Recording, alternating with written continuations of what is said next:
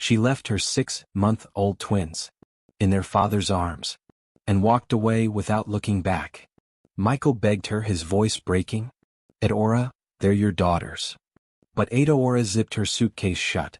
Her eyes were cold. "I didn't sign up for this suffering. Look around, no money, no future. I won't waste my life in poverty." The babies whimpered, tiny hands reaching for a mother who had already made her choice. Michael staggered after her. "Please, they need their mother. I'll work harder. Don't leave us like this." But she pushed past him. "You'll always be struggling. And I refuse to drown with you." And just like that, Aora vanished into the streets, leaving whispers behind, leaving a father broken, and leaving 2 little girls, abandoned, before they could even speak her name. For a moment the world went still. Then the twins cried louder, their small voices piercing the air. Michael stood in the open street, trembling, clutching them both, as tears blurred his sight. A grown man, broken in front of strangers. The whispers grew. His wife left him. How will he raise them alone? He lowered his head, kissing his daughters' foreheads. "It's just us now, my girls. Just us." And so, on that morning, in the middle of a noisy city that didn't care, a father's lonely journey began. The next morning, he tied one daughter to his back with a faded cloth, and carried the other in his arms. He stepped into the busy streets searching for work. Construction sites, garages, bus parks. Each time people looked at the babies, and laughed. "You can't even take care of yourself," one man said. "Go and drop those children first." But he refused to give up. Hunger clawed his stomach. Blisters burned his feet. Yet he kept knocking on doors. Finally, a small furniture workshop gave him a chance. The pay was little, but it was something. He sanded wood until his hands blistered, carried planks heavier than his own body, inhaled dust until his chest burned. Still, he smiled when his daughters stretched out their little hands. Days later, Michael found a cheap daycare. Every morning before sunrise he carried them there. Every evening, no matter how tired, he came back for them. The sight of their smiles gave him strength. When the twins turned 3, the real test came. School. He sat by their bed one night, whispering, "You will go to school. Even if I go hungry, you will learn. That is my promise." He took extra jobs, carried heavy loads at the market, polished shoes for strangers at night. Every coin he earned went into a little box under his bed. Neighbors mocked him. "See those children? Poor man is wasting his time. How long before he pulls them out?" But Michael didn't listen. Each time he saw his daughters reading, writing, singing rhymes, his chest swelled with pride. Sometimes, there was only enough food for 2 plates. He would place them before the girls. "Eat, my angels. Daddy is not hungry." And while they ate happily, he swallowed his hunger in silence. His friends warned him, "One man cannot carry this burden. You'll die before they grow." But he always replied, steady, unshaken, "If dying means they will live, then so be it." Grace and Gloria grew, side by side in a crowded public school. Worn benches, faded walls, secondhand books. Yet they never complained. They paid attention. They dreamed beyond the struggles at home. Grace loved to read. Gloria had a gift with numbers. Teachers noticed. "Those twins," they whispered, "they'll go far, if given the chance." By the time they finished secondary school, they were young women now. Their uniforms were still neat, though their sandals were worn thin. On their last day, Grace whispered, "Can you believe it? We're done with secondary school." Gloria smiled, her voice calm. "Done with this part, yes. But the real battle is ahead." And so, with exams ahead and a future uncertain, Michael's journey of sacrifice was far from over. But in the quiet glow of a kerosene lantern, watching his daughters write, dream, and hope, he knew one truth. His pain was not wasted. His love had built a foundation. Sometimes when the power went out, the heat pressed down heavily on the students. But Grace and Gloria hardly noticed. They were too focused. In the evenings they would return home to their father, who often found them bent over their books again, reviewing what they had written that day. "And then you girls will not even rest?" Baba would laugh, wiping sweat from his brow after work. "You read before exam, you read after exam. You want to read the paper twice." Grace grinned. "We just want to make sure we got it right." After WEC came jam, and the tension in the house grew even higher. The twins borrowed past questions from neighbors, scribbled notes late into the night, and whispered formulas to each other by candlelight whenever the power failed. Gloria, the bolder one, liked to quiz Grace aloud. The nights were long, but their hope burned brighter than the lantern. When the results finally came out, Baba was the one who went to check. He returned home that evening with a folded slip in his shirt pocket. Grace. Gloria. His voice carried both excitement and trembling. The twins sat before him, their hands clasped tightly together. Baba unfolded the paper slowly, his eyes glistening. You both passed well, he said, his voice breaking into a smile. Very well. I am proud of you. Then he picked up Gloria's slip. At first his voice stumbled. 350? He whispered, almost in disbelief. Ah, Gloria. You scored 350. Grace let out a quiet sigh of relief, while Gloria threw her arms around Baba's shoulders, laughing. The twins exchanged a look, their faces glowing with quiet pride. After the laughter faded, Baba sat down and held their hands tightly. You both want medicine, ABI? They nodded at the same time. Yes, Dad, Grace said softly. We want to be doctors.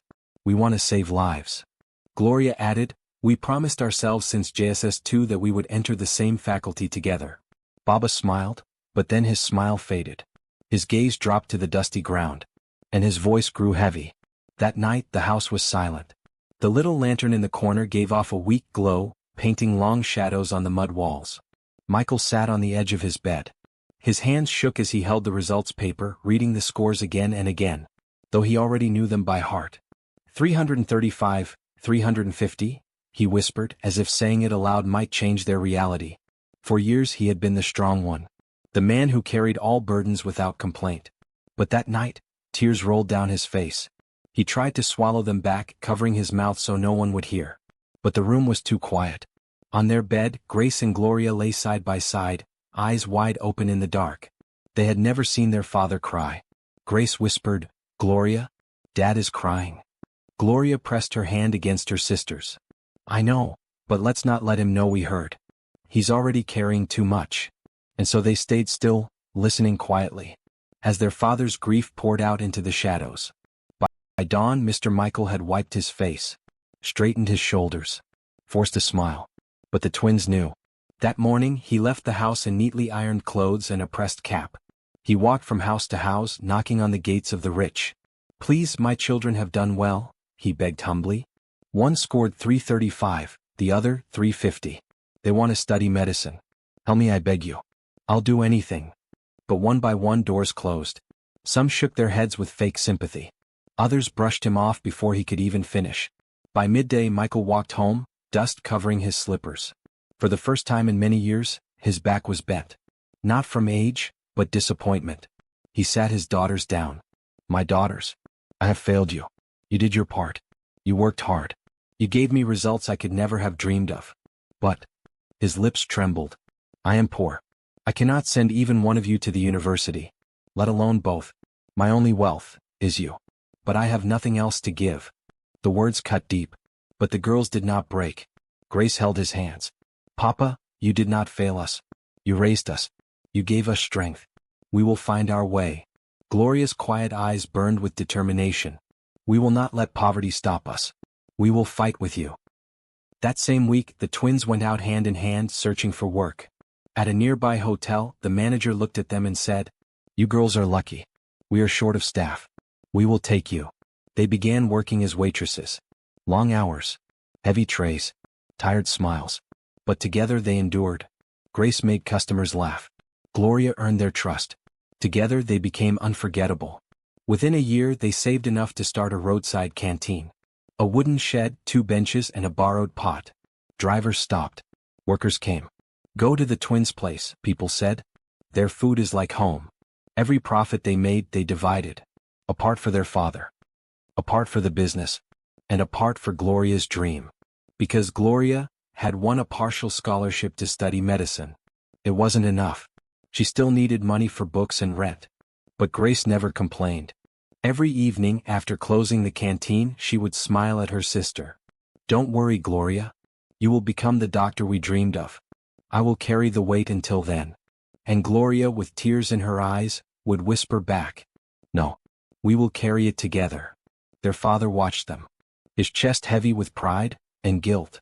One night, after a long day of serving pepper soup and rice, Grace swept the canteen floor. Her broom hit something hard under a table. A brown leather wallet. Heavy. She opened it with trembling hands. Stacks of $100 bills. At least 1,000. Her heart pounded. Enough to change their story overnight. But Grace didn't pocket it. She locked the shop and hurried home. "Dad," she whispered, holding it out. "Look what I found." Michael opened it. His mouth fell open. For a long while he was silent. Finally he sighed deeply. "My daughter, this is more money than we have ever seen. But it is not ours." Grace nodded. "Yes, Papa. Tomorrow I will return it." That night sleep refused to come. The temptation pressed heavy on her chest. But she held on to her father's words. The next morning, a sleek black Mercedes-Benz was parked outside her canteen. A tall man in a sharp suit leaned against it, checking his watch. When he saw her, he stepped forward quickly. "Young lady, please, did you see a wallet here yesterday?" Grace reached into her bag and handed it to him. Relief washed over his face. "You have no idea what this means to me." "Thank you." He glanced at his watch, handed her a business card, and said, "I don't have time to talk now, but call me anytime you're free." And with that he slid into the Benz and was gone. That night, Grace lay awake on her mat. The image of the money haunted her. Her trembling fingers. The weight of temptation. But then she looked at her father's tired face in the lantern light. And she whispered to herself, "If I take what is not mine, will I truly be happy?" In the quiet darkness, Grace turned and looked at her father's tired face. This was the same man who had worked himself to the bone for years. The same man who had raised her and her sister without ever stealing or cheating anyone. And now, for the very first time, he had cried before them. She knew deep inside, if she disappointed him, she would break him completely. And so, even in the shadows, she forced a faint smile. "Honesty may not give me riches," she thought, "but it will give me peace." The next morning, Grace opened her canteen as usual. But something was different. For the first time in a long while, she felt light. Proud of herself. Customers noticed. Her smile was brighter, her laughter softer, her service warmer. And business was unusually good. Just before noon, a black 2019 Benz pulled up outside the canteen. Conversations froze. Heads turned. Whispers filled the air. What was such a car doing here? What was such a man doing in a small roadside shop? Grace's heart raced. She recognized him immediately. The man stepped out, this time unhurried. He walked toward her with calm confidence, his eyes fixed on hers. "Good morning," he said. His smile was disarming. "I couldn't stop thinking about what you did yesterday. In this city, honesty is rare. You could have taken the money and disappeared, but you didn't. That speaks volumes about your character." Grace lowered her gaze, her voice humble. "It was never mine, sir. My father raised us to value integrity over money." The man's smile deepened. He nodded, clearly impressed. Then he placed a bag on the counter. Inside was a brand new laptop and an envelope. Grace's fingers trembled as she opened it. Her breath caught. A check.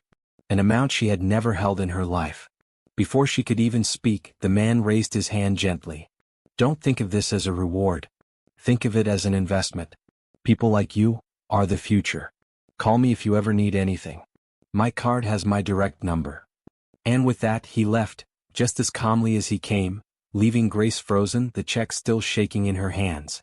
That evening, when she showed her father, Mr. Michael's eyes filled with tears again. But this time they were not tears of sorrow. They were tears of pride. Placing his hand on her head, he whispered, "You have done what even I could not. You have brought honor to this family." Gloria had just returned from the University of Lagos for the weekend. Her books lay open across the small table.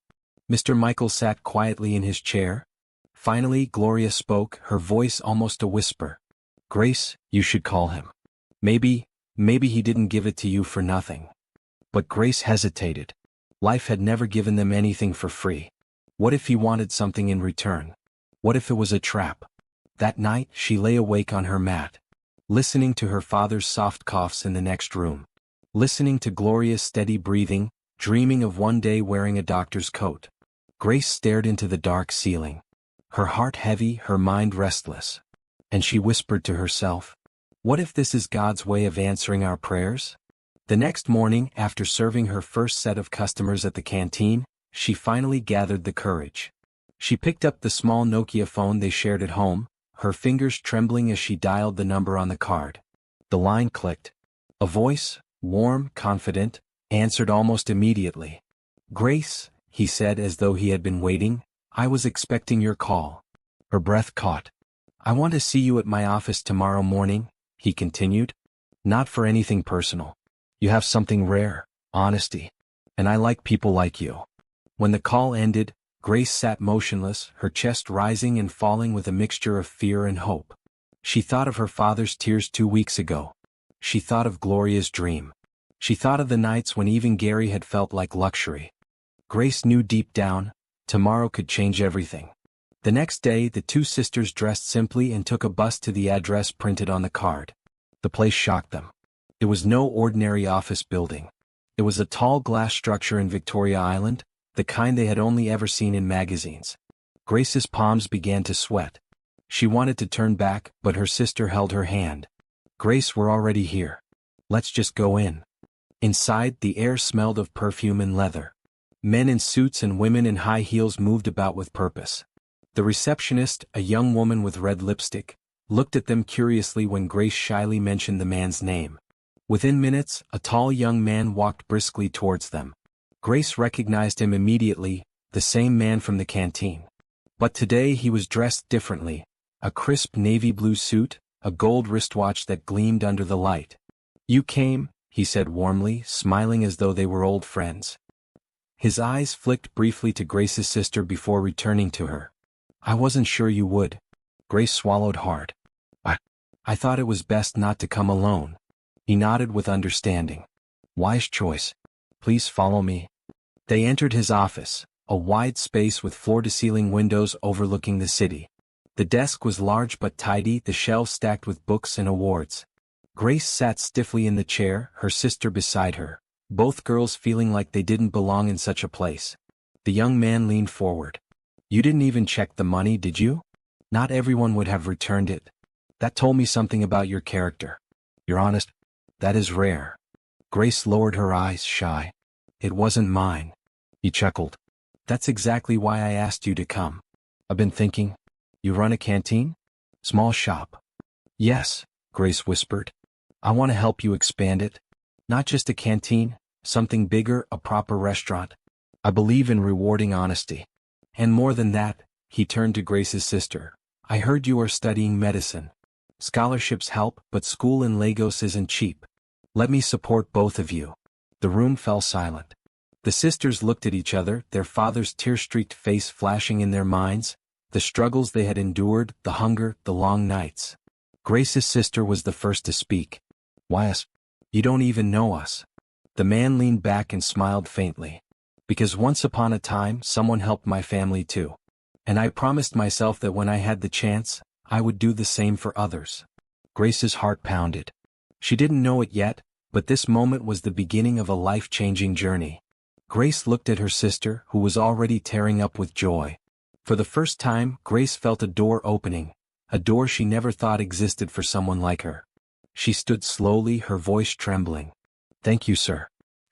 I don't know what to say." "Say yes when you're ready," he replied, handing her a folder. "Inside is my plan. Go through it. Think carefully. And when you're ready, call me." As the girls walked out of the office, Grace's heart beat so loudly she thought the entire building could hear it. Outside, Glory grabbed her twin's hands. "Grace, this is it. This is the turning point." And though Grace was still in disbelief, a small smile escaped her lips. For the first time in years, hope didn't feel like a dream, it felt real. At first, Grace thought he was joking. But weeks later, the man, David, who is the son of a rich man, sent his company's renovation team to her small spot. Wooden benches were replaced with clean metal chairs, a proper counter was built, and even the branding was redone. What used to be Grace and Glory Canteen became Twins Kitchen. Glory had just finished her second year in school, so they had a long holiday. She's helping out. Customers poured in, surprised that the little shack they knew had transformed into a place that felt like a proper eatery but still had the heart of local food. Word spread quickly, construction workers, office staff, and even students came around. David didn't just stop there. He introduced Grace to food suppliers who gave her discounts and even helped her register the business officially. Within a year, what started as a roadside canteen turned into a chain of 2 more small outlets across Lagos, each one buzzing with customers.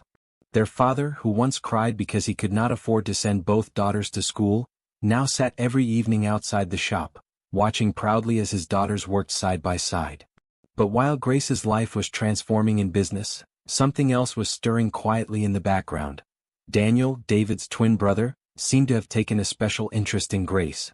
Unlike David's businesslike approach, Daniel often stopped by unannounced, buying food not because he was hungry, but because he wanted to see her.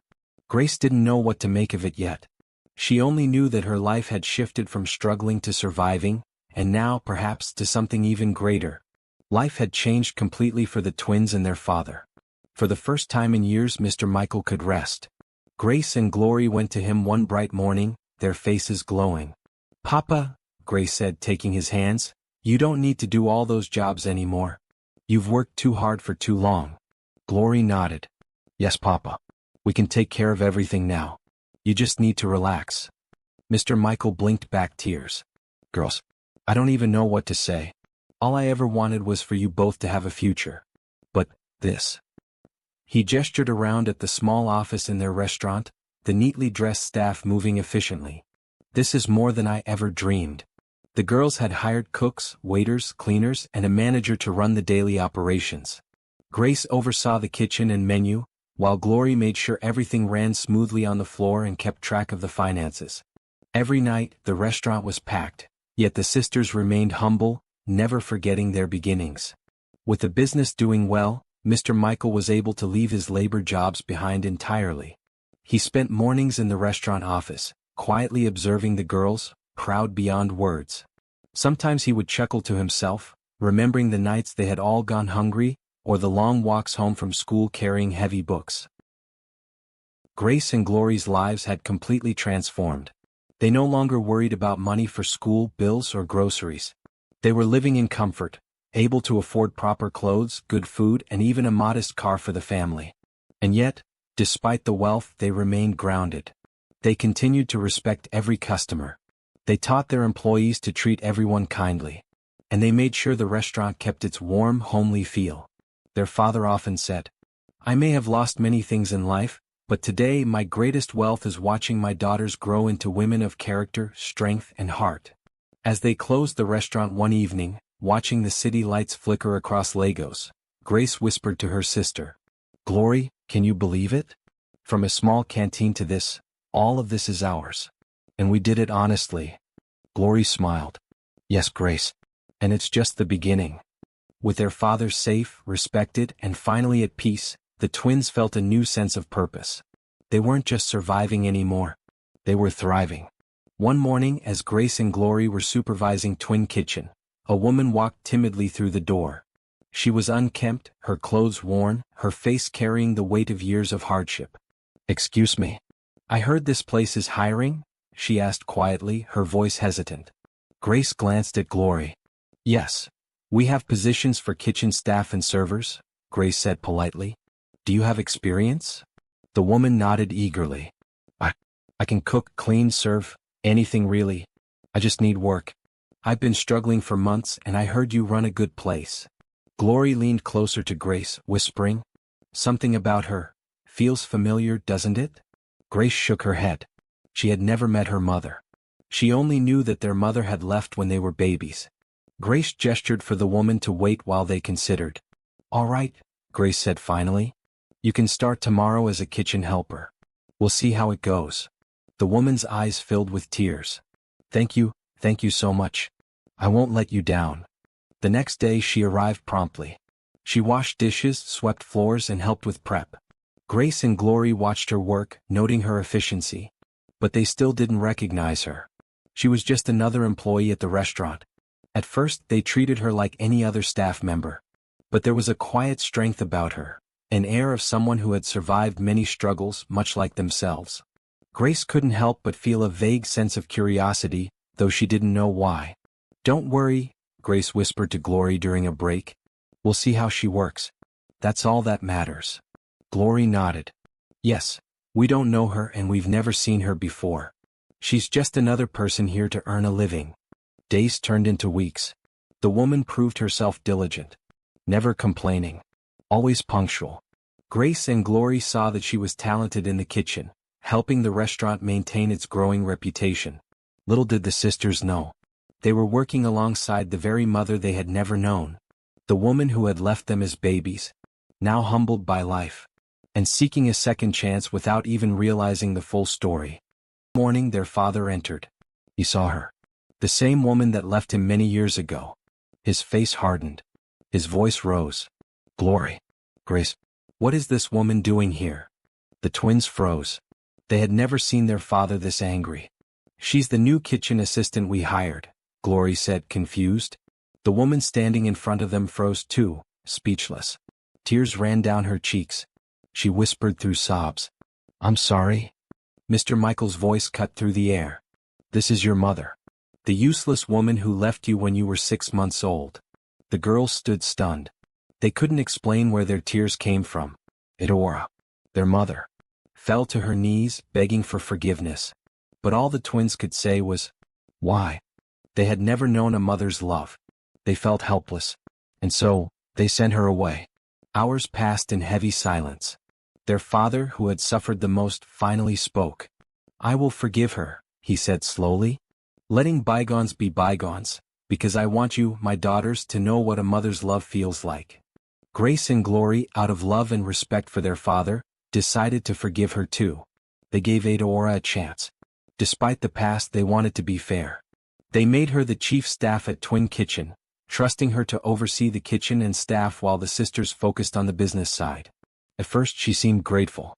She arrived early. She organized the kitchen. She even assisted new hires. The twins were cautiously optimistic. Maybe she had truly changed. But it didn't last. Her old habits returned. She insulted the workers, berated them over small mistakes, called them lazy, incompetent. The friendly atmosphere the sisters had built began to collapse. Morale dropped. Some staff even threatened to quit. Grace and Glory intervened gently at first.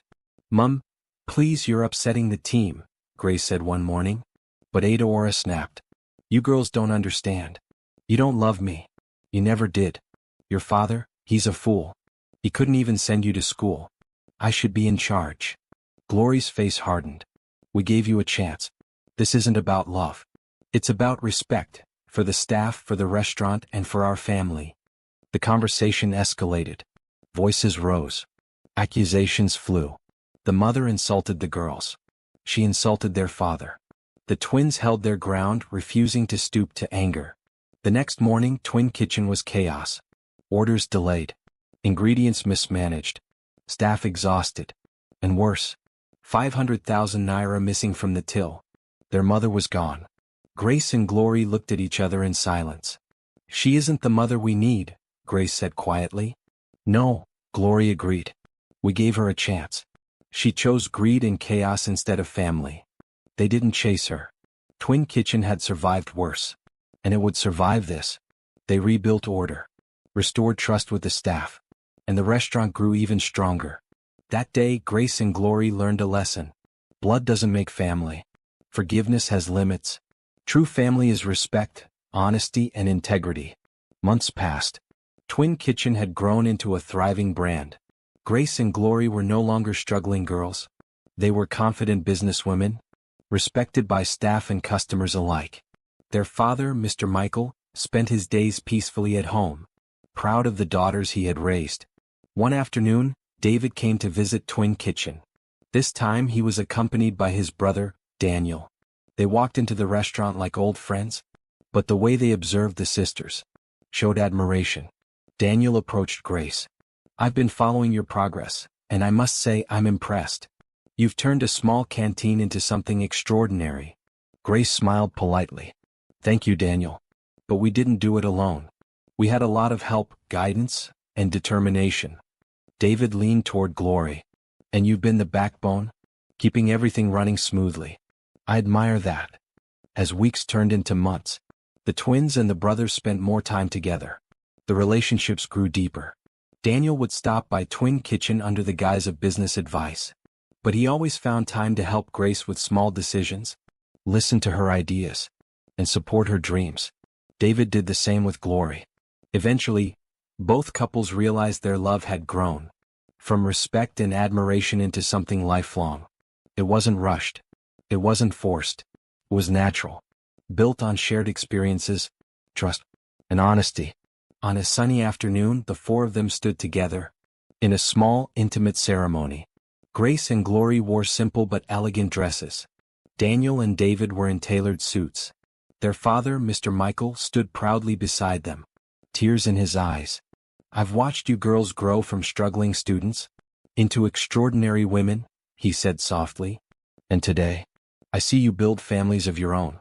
I couldn't be prouder." The weddings were a celebration of more than just love. They celebrated hard work, resilience, the triumph of honesty and integrity. The sisters and brothers didn't just marry. They united the values that had brought them all together: respect, trust, unwavering support. From that day on, Twin Kitchen continued to flourish. Now a family business in every sense. Not just profit, not just growth, but love, loyalty, and shared dreams. Grace and Glory had found not only success, but partners who valued them. A father finally at peace, and a life built on everything they had struggled for together. After the weddings of Grace and Daniel, and Glory and David, the sisters noticed something their father had been quietly hiding. Even with Twin Kitchen thriving, and their lives full of joy, Mr. Michael still carried a quiet loneliness. One evening, as the family gathered around the dining table, Grace spoke gently. "Papa, we've worked so hard to give you peace and comfort, but we can't always be here to keep you company." Glory added softly, "Yes, Papa. You deserve happiness too. Not all women are like Mama. You shouldn't spend your life alone." Mr. Michael looked down at his plate, a mixture of emotion on his face. "Girls, I've lived a long time and I've been hurt. I don't know if I can trust anyone again." Grace reached across the table, taking his hand. "Papa, you've taught us to be strong, honest, and kind. That's who you are. You deserve someone who sees that, who can share this life with you. We just want you to be happy." Glory smiled warmly. "Please, Papa, let us help you find someone. We promise she'll be different." Mr. Michael looked at his daughters, and realized the truth in their words. For the first time in years, he allowed himself to hope. A few months later, he met Mrs. Evelyn, a kind-hearted, warm woman, who shared his love for family, honesty, and hard work. Grace and Glory helped their father navigate the early days carefully, ensuring that Mrs. Evelyn was trustworthy and genuine. Slowly, Mr. Michael opened his heart again. Eventually, he remarried in a small, joyful ceremony. Grace and Glory stood proudly beside him, witnessing the father they loved find companionship and happiness after years of struggle. And they built him a new, very beautiful house as a wedding gift. That house became their true home, since it was their father's house. Now their family was whole again. The twins thriving, their husbands supportive, their father finally at peace, and a woman who brought warmth and love into their home. Twin Kitchen continued to flourish, and the household was filled with laughter, love, and purpose. The sisters often reflected on how far they had come, from poverty, uncertainty, and abandonment, to a life full of success, family, and happiness. Years passed since Mr. Michael remarried Mrs. Evelyn. The home was filled with warmth and laughter whenever the family gathered. Though Grace and Glory now lived in their own homes with their husbands, Daniel and David, the bond between them remained unshakable. Grace continued to oversee Twin Kitchen, managing the business from her home base, ensuring that the restaurant maintained its reputation for quality and integrity. She took pride in seeing the staff work efficiently, the customers satisfied, and the brand steadily expanding. Her life was full, but her thoughts always returned to her family and the values that had brought them this far. Meanwhile, Glory had completed her studies at the University of Lagos, earning both her master's and PhD. Her dedication and skill led her to open her own hospital, a modern facility serving the community that had once nurtured her. Though she lived in her own home with David, She visited her father often, sharing updates on her work, and making sure the family stayed connected. The sisters often reflected on how far they had come, from struggling children in a modest home, to women of influence and success. Their father, now at peace and happily married to Mrs. Evelyn, watched with pride as his daughters thrived in their separate lives, yet remained devoted to family and to each other. One evening during a family gathering at Twin Kitchen, Mr. Michael looked at his daughters with tears of pride in his eyes. "Girls, I have watched you grow. From determined little children into extraordinary women. You've built not only success, but a family I can be proud of." Grace smiled warmly. "Papa, even though we have our own homes now, you'll always be the center of our family." Glory nodded. "We'll continue to make you proud, Papa, in every way we can. Our lives may be separate, but our bond will always keep us close." As Lagos glittered under the night sky, the family celebrated not just accomplishments, but the journey that had carried them from hardship to triumph. Every struggle, every sacrifice, had led to this life. A life transformed by resilience, love, and unbreakable family ties. Grace ran Twin Kitchen with skill and heart. Glory ran her hospital with compassion and dedication. And together they had created a legacy that would inspire generations, even from different homes.